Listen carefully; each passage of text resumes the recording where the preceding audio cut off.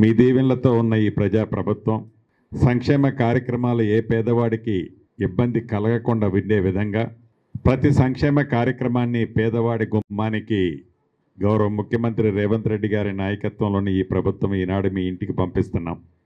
రాష్ట్ర విభజన జరిగిన తర్వాత ఆనాటి 10 సంవత్సరాల్లో పరిపాలనలో మంచివి ఏవైనా అరాకొరా 1-2 ఉంటే రాష్ట్ర ఆర్థిక పరిస్థితి బాగలేదని ఆ కార్యక్రమాలని మూసేయకుండా బేసిజాలకు పోయి వాటిని పేదవాడికి అందించకుండా ఉండకుండా మంచి వాటిని మంచి అని చెబుతూ వాటిని కొనసాగిస్తూ ధనిక తెలంగాణ రాష్ట్రంలో ఆనాటి 10 సంవత్సరాలలో పేదవాడికి అందించని సంక్షేమ కార్యక్రమాలు అనేకమైన వాటిని వారు వదిలేసిపోతే ఆ ప్రతి సంక్షేమ కార్యక్రమాన్ని గుర్తు పెట్టుకొని ఇందాక అక్క చెప్పినట్లు ఆడబిడ్డ ఆర్టీసీ బస్సులో ఎంత దూరం ప్రయాణం చేసినా ఉచిత బస్సు సౌకర్యం, పేదోడి ఇంటికి 200 యూనిట్లు ఉచిత కరెంటు, అర్హులైన ప్రతి పేదవాడికి కొత్త రేషన్ కార్డు, పెద్దోళ్ళు తినే సన్నబియ్యం బువ్వ నా పేదింటి ఆడబిడ్డకి ఇవ్వాలని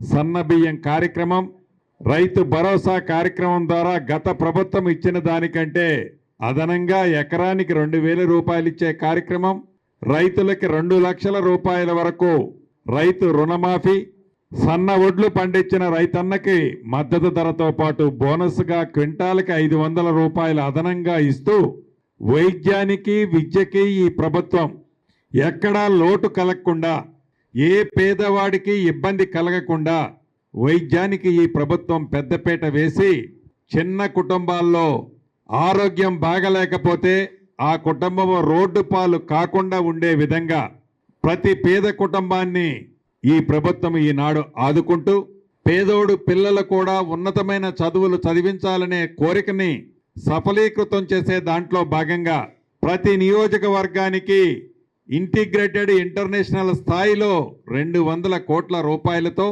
సుమారు 2,600 మంది అన్ని కులాలకు సంబంధించిన పిల్లలకి మంచి మెరుగైన విద్యను అందించడం కోసం ఆడపిల్లలకి కాస్మెటిక్ ఛార్జీలు 200% పెంచిన ప్రభుత్వం మీ దీవెనలతో ఉన్న ఈ ప్రజా ప్రభుత్వం. ఈ మధ్య మీరు చూస్తున్నారు అనేక అవాక్కులు చవాకులు పేలుతున్నారు ఈ ప్రభుత్వం మీద.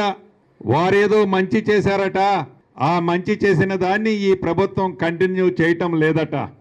ఏది మీరు మంచి చేస్తే మేము కంటిన్యూ చేయకుండా ఉన్నాము, ఏది మీరు మంచి అని పేదవాడు సపోర్టు చేసిన దేన్ని మేము వదిలేశాము.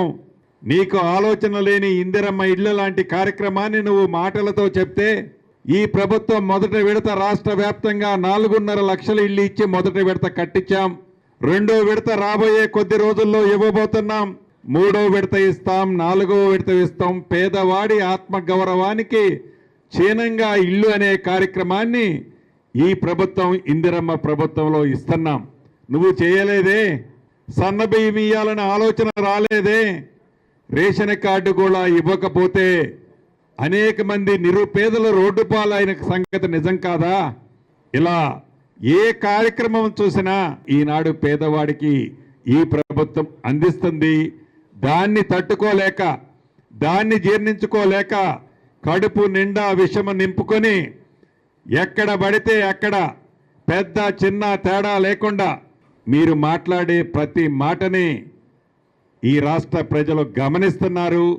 గమనించారు కాబట్టే ఈ ప్రభుత్వం అభివృద్ధి సంక్షేమ కార్యక్రమాలు బ్రహ్మాండంగా చేసింది కాబట్టే ఏ ఎన్నికలు వచ్చినా అది పట్టణాలు కానివ్వండి, గ్రామాలు కానివ్వండి, ఏ ఎన్నికలు వచ్చినా ఈ ప్రజాప్రభుత్వాన్ని మనస్ఫూర్తిగా తెలంగాణ రాష్ట్ర ప్రజలు దీవిస్తున్నారు అనటానికి ఏ ఎన్నికల్లో కూడా మీరు గెలవలేదు అనేదాన్ని జీర్ణించుకోలేకనే మీ అవాక్కులు చవాక్కులు అనేది ప్రజలు గమనిస్తున్నారు.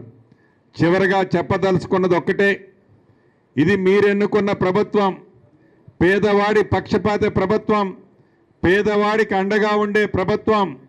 ఈ పేదవాడికి అండగా ఉండే ప్రభుత్వాన్ని ఇందాక మేయర్ గారు చెప్పినట్లు ఎప్పుడు ఏ సందర్భం వచ్చినా మీ చల్లని దీవెనలు ఈ ప్రభుత్వానికి ఉంటాయని పూర్తిగా నమ్ముతూ మీ అందరి దగ్గర సెలవు తీసుకుంటున్నాను.